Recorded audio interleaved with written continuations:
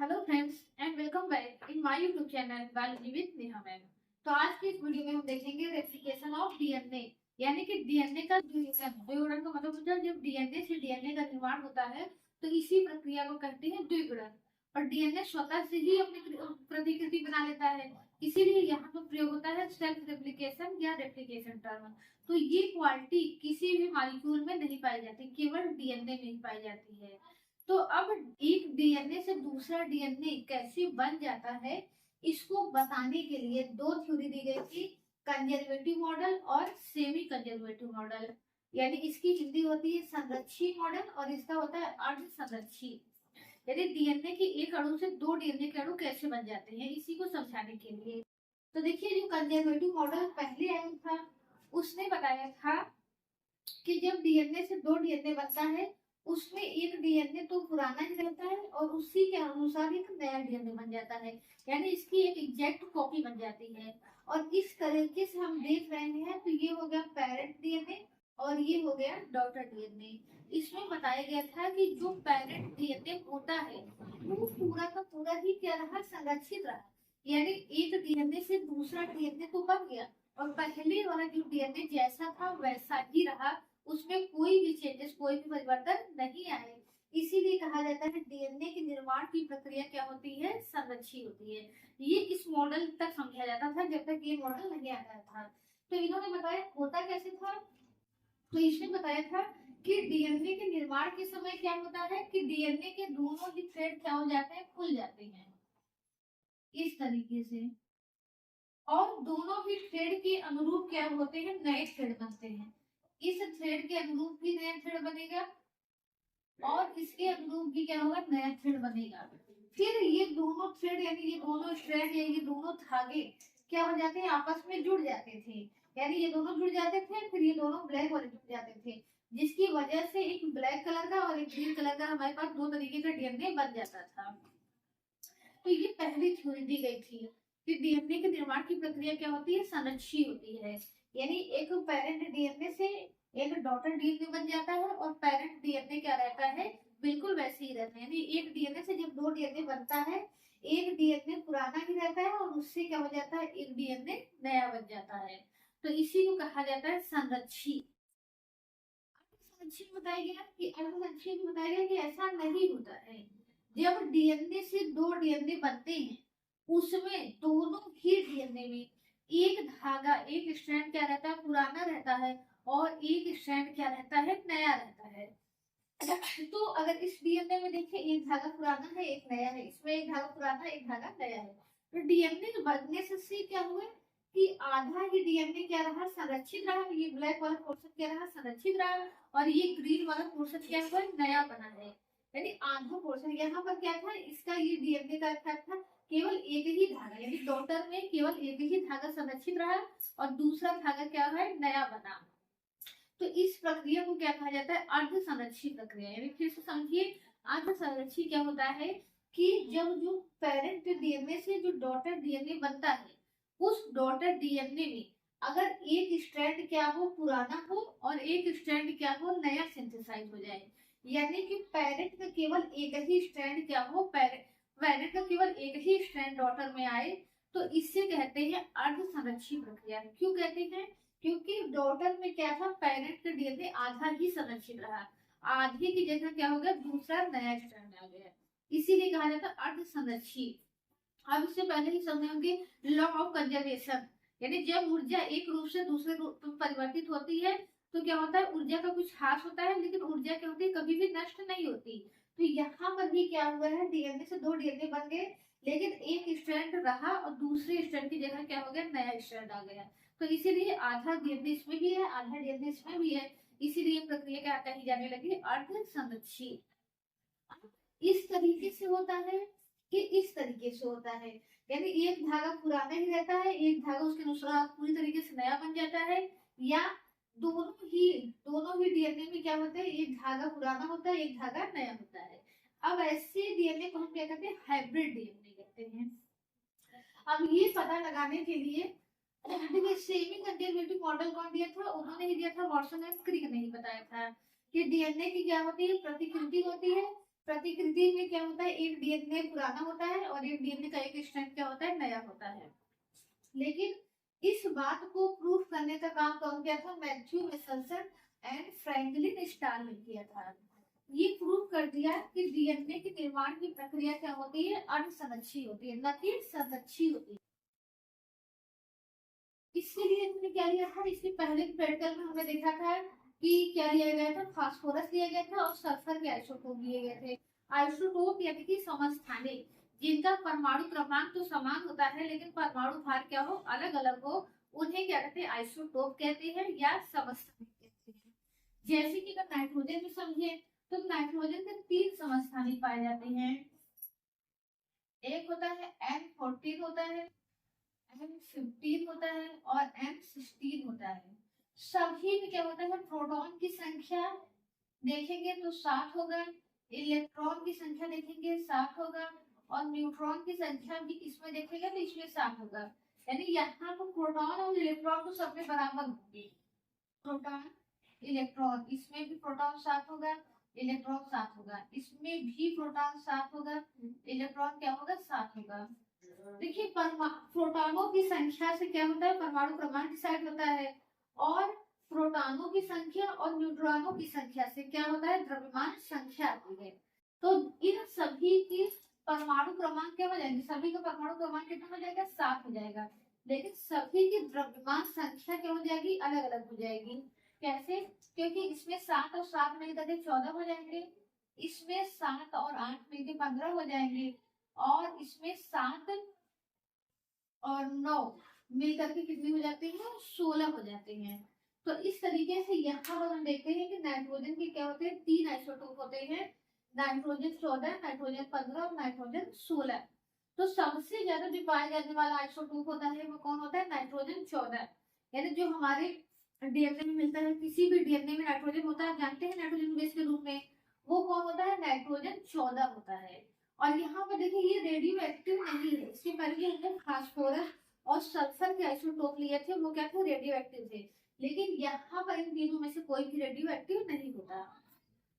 तो अब इन्होंने क्या किया था कि हमने बताया कि नॉर्मली जो हमारे डीएनए में, किसी के भी डीएनए में, चाहे वो बैक्टीरिया हो चाहे वायरस हो, सबके डीएनए में कौन सा नाइट्रोजन होता है, नाइट्रोजन 14 वाला ही होता है। तो अब प्रयोग के लिए क्या किया उन्होंने कि सबसे पहले बैक्टीरिया को किसमें ग्रो कराया, ऐसे मीडियम में कराया जिस मीडियम में उन्होंने नाइट्रोजन का ऐसा सोर्स दिया था, कौन सा नाइट्रोजन था, नाइट्रोजन 15 था, नाइट्रोजन 15 था। यानी तब सभी बैक्टीरिया के अंदर कौन सा नाइट्रोजन आ जाएगा, नाइट्रोजन 15 आ जाएगा और बैक्टीरिया से कहाँ चला जाएगा, उनके डीएनए में चला जाएगा। और फिर जब उस डीएनए को निकाल करके ये क्या करते थे, अब देखिए नाइट्रोजन 14 से ज्यादा क्या है, भारी है नाइट्रोजन 15। तो अब जब इसका सर्टिफिकेशन करेंगे या अपकेंद्रीकरण करेंगे तो वह डीएनए जिसमें नाइट्रोजन 15 होगा वो तो नीचे बैठ जाएगा, जिसमें 14 होगा वो ऊपर चला जाएगा। तो इन्होंने क्या किया, सबसे पहले देख लिया कि जब वह डीएनए जिसमें नाइट्रोजन 14 होता था, नाइट्रोजन 14 होता था, जब उसका अपकेंद्रीकरण करते थे तो अपकेंद्रीकरण के बाद उसके बैंड या उसके अवक्षेप, डीएनए के अवक्षेप कहाँ मिलते थे, यहाँ ऊपर मिलते थे। अब जो भारी वाले नाइट्रोजन का देखा, यानी वह डीएनए जिसमें भारी नाइट्रोजन, वो हमें कहाँ मिलता है, वह डीएनए, वो डीएनए हमें तली पे मिलता है। इस तरीके से ये दोनों चीजें याद रखनी है कि अगर नाइट्रोजन, यानी अगर डीएनए क्या है, डीएनए में लाइट, डीएनए क्या है, लाइट है, लाइट का मतलब उसमें नाइट्रोजन 14 है तो ऊपर मिलेगा, डीएनए हैवी है तो हमें कहाँ मिलेगा, नीचे मिलेगा। हम किसका केंद्रीकरण करते हैं, पूरी बैक्टीरिया का नहीं करेंगे, बैक्टीरिया से डीएनए निकाल करके केवल डीएनए का केंद्रीकरण करेंगे। तो इन्होंने क्या किया था, वह बैक्टीरिया जो नॉर्मली किसमें ग्रो करती है, नाइट्रोजन 14 मीडियम में, उसको किसमें ग्रो कराया उन्होंने, नाइट्रोजन 15 मीडियम में। तो अब इसके डीएनए कैसे हो जाएंगे, हैवी हो जाएंगे, क्यों, क्योंकि उसमें नाइट्रोजन क्या आ गया, 15 आ गया। तो इस तरीके से तो उसके अवक्षेप जब उन्होंने निकाल कर देखे थे तो कहाँ मिले थे, उन्हें तल पे, बॉटम पे मिले थे। फिर उन्होंने क्या किया, इस बैक्टीरिया को, यानी पहले तो इस बैक्टीरिया को कई पीढ़ियों तक, 10-20 पीढ़ियों तक किसमें ग्रो कराया, इसी नाइट्रोजन 15 में कराया, ताकि सभी बैक्टीरिया में दोनों ही स्ट्रैंड में कौन सा डीएनए आ जाए, कौन सा नाइट्रोजन आ जाए, नाइट्रोजन 15 आ जाए। फिर उसको निकाल करके उन्हीं बैक्टीरिया को निकाल करके ऐसे मीडियम में डाला गया जहां नाइट्रोजन 14 था। ठीक, अभी तक बैक्टीरिया किसमें रहती थी, नाइट्रोजन 15 मीडियम में रहती थी। अब बैक्टीरिया कहाँ से आ गए, नाइट्रोजन 14 मीडियम में आ गई बैक्टीरिया। और आप जानते हैं कि बैक्टीरिया हर 20 मिनट बाद क्या होती है, डिवाइड होती है।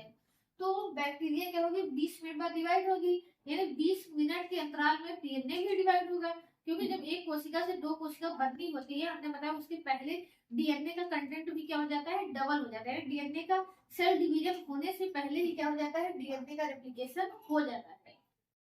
तो होगा क्या कि 20 मिनट बाद, यानी जब इस मीडियम से इस मीडियम में शिफ्ट किए, तो इस मीडियम में कैसा डीएनए था, आपका हैवी डीएनए था। 20 मिनट बाद क्या होगा, डीएनए का रेप्लिकेशन होगा। रेप्लिकेशन से एक स्ट्रैंड नया आ जाए, एक स्ट्रैंड तो पुराना ही रहेगा और एक स्ट्रैंड क्या हो जाएगा, नया आ जाएगा। ऐसे इस तरीके से भी आ जाएगा। यानी दोनों स्ट्रैंड अलग होंगे और उनकी जगह पर क्या हो जाएगी, एक एक नए स्ट्रैंड लग जाएंगे। फिर उसके 20 मिनट बाद क्या होगा, देखिए उसके 20 मिनट बाद क्या होगा, ये ब्लैक वाला अलग होगा, ग्रीन वाला अलग होगा।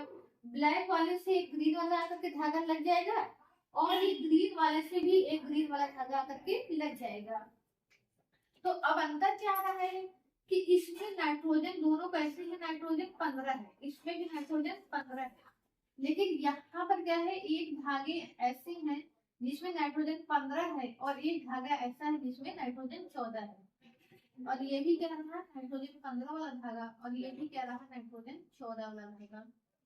तो उन्होंने पहले ही जब नाइट्रोजन 15 मीडियम में तो देख ही लिया था, और 20 को पता था कि बैक्टीरिया डिवाइड होगी, तो उन्होंने कहा 20 मिनट बाद चेक करते हैं। नॉर्मली बैक्टीरिया 20 मिनट में डिवाइड करती है। तो बैक्टीरिया से रिलेटेड एक क्वेश्चन भी पूछा जाता है कि बैक्टीरिया मान लीजिए अगर 1 मिनट में डिवाइड हो रही है, यानी 1 मिनट में क्या हो जाती है, डिवाइड हो जाती है, तो इस रेट से डिवाइड हो करके वो 1 घंटे में क्या कर देती है, 1 कप भर देती है। तो आधा कप भरने में उसे कितना समय लगेगा। तो अगर इस सब का आंसर आपको पता है तो कमेंट करके जरूर बताइए, क्योंकि जो अपने क्लास में पूछते हैं तो बच्चे क्या करते हैं, कंफ्यूज हो जाते हैं। तो देखिए आप बता पाते हैं कि नहीं, वैसे उम्मीद है कि आप बताए, लेकिन फिर भी एक बार कमेंट कीजिएगा। तो हम अपने टॉपिक पे आते हैं। तो यहाँ क्या होगा, डीएनए के धागे का सिंथेसाइज हो गया। तो अब क्या करेंगे, इस बैक्टीरिया को अलग करेंगे, बैक्टीरिया से डीएनए को अलग करेंगे, डीएनए का क्या करेंगे, सेंट्रीफ्यूगेशन करेंगे। तो अब ये देखने के लिए कि हमें डीएनए का बैंड कहाँ मिलता है, ऊपर मिलता है डीएनए बैंड कि डीएनए बैंड नीचे मिलता है। लेकिन आश्चर्यजनक रूप से न डीएनए का बैंड ऊपर मिला न नीचे मिला, कहाँ मिला, बीच में मिला। क्यों मिला, क्योंकि अब ये डीएनए कैसा है, हाइब्रिड है, यानी इसमें एक स्ट्रैंड तो हैवी है और दूसरा स्ट्रैंड कैसा है, लाइट है। तो इस तरीके से, इसी वजह से ना तो ये नीचे बैठा न ही ऊपर बैठा, कहाँ बैठ गया, बीच में बैठ गया। लेकिन अगर हम यही कंजर्वेटिव मॉडल में देखें, कंजर्वेटिव मॉडल में क्या बताया गया था कि डीएनए में 2 डीएनए बनता है, एक स्ट्रैंड तो पुराना ही रहता है और एक स्ट्रैंड क्या बन जाता है, नया बन जाता है। अगर इनकी अनुसार क्रिया हुई होती तब क्या होना चाहिए था, तब तो हमें एक स्ट्रैंड कहाँ मिलना चाहिए था, नीचे मिलना चाहिए था, एक स्ट्रैंड ऊपर मिलना चाहिए था। क्यों, क्योंकि एक में दोनों स्ट्रैंड में हैवी नाइट्रोजन होते और एक में दोनों स्ट्रैंड में क्या होते, लाइट नाइट्रोजन होते। तो इस वजह से इसको कहाँ मिलना चाहिए था, इस वाले को ऊपर मिलना चाहिए था और इस वाले को नीचे मिलना चाहिए था। तो ऐसा नहीं हुआ, हमें कहाँ मिला, बीच में मिला। इसका मतलब हाइब्रिड डीएनए बनता है जिसमें एक धागा पुराना रहता है और एक धागा नया रहता है। तो यहाँ तक तो कंफर्म हो गया कि सेमी कंजर्वेटिव मॉडल भी होता है। इसलिए और अगर प्रयोग करेंगे तो और ज्यादा क्लियर हो जाएगा। तो 20 मिनट बाद हमने कहा इस ब्लैक वाले से ग्रीन वाले जुड़ जाएंगे, ग्रीन वाले से भी ग्रीन वाले जुड़ जाएंगे। तो 2 स्ट्रैंड तो हमें ऐसे मिल जाएंगे जो क्या होंगे, जिसमें क्या होगा, नाइट्रोजन 14 ही होगा दोनों ही स्ट्रैंड में। और अभी भी हमें क्या मिलेंगे, 2 हाइब्रिड डीएनए मिलेंगे। तो अब इसको डीएनए को निकाल करके जब फिर से हमने इसका सेंट्रीफ्यूगेशन किया तो उन्होंने क्या देखा कि ऐसे ही एक मिला, एक हाइब्रिड मिला। हाइब्रिड कहाँ मिला, बीच में मिला। और डीएनए के एक बैंड कहाँ मिला, ये दोनों बैंड की वजह से यहाँ मिला और ये दोनों की वजह से यहाँ मिला। यानी बीच में भी बैंड, डीएनए का बैंड मिलता है और ऊपर मिलता है। जो ऊपर मिलता है किसके कारण मिलता है, नाइट्रोजन 14 के कारण। जो बीच में मिलता है नाइट्रोजन 15 और 14 दोनों के कारण मिलता है। तो अगर इस प्रयोग से क्या हो गया, ये सिद्ध हो गया कि डीएनए की निर्माण की प्रक्रिया क्या होती है, सेमी कंजर्वेटिव होती है। सेमी कंजर्वेटिव की वजह से ही क्या होता है, हाइब्रिड डीएनए बनता है। हाइब्रिड बनने की वजह से ही डीएनए का बैंड हमें कहाँ मिलता है, बीच में मिलता है। कंजर्वेटिव मिलता तो हमने फिर से बताया एक ऊपर बनता और एक नीचे बनता, लेकिन इस प्रयोग के बाद क्या हो गया, हमेशा हमेशा के लिए ये बात कंफर्म हो गई कि डीएनए के निर्माण की प्रक्रिया क्या होती है, सेमी कंजर्वेटिव होती है। तो इस तरीके से आप देख रहे हैं, हम जो चीजें क्या करते हैं, आसानी से पढ़ लेते हैं, याद कर लेते हैं, उसको समझाने के लिए या उस चीज को लिखने के लिए, उस चीज को बताने के लिए पहली बार कितने ज्यादा एक्सपेरिमेंट हुए, तब जाकर के आज हमें ये चीजें पता चल रही है। तो मेहनत करते रहिए भाई, मेहनत का ही रिजल्ट है कि आज हम इतना सब कुछ जान पाए हैं। कुछ चीजें जो हमने खोजी नहीं है, जो खोजी की गई है पहले से वही पढ़नी है।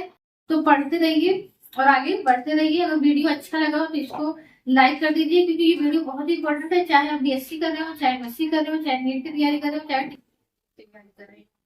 तो वीडियो को पूरा देखने के लिए धन्यवाद। और वीडियो को अच्छा लगा हो तो चैनल को सब्सक्राइब भी कर लीजिए। Thank you so much.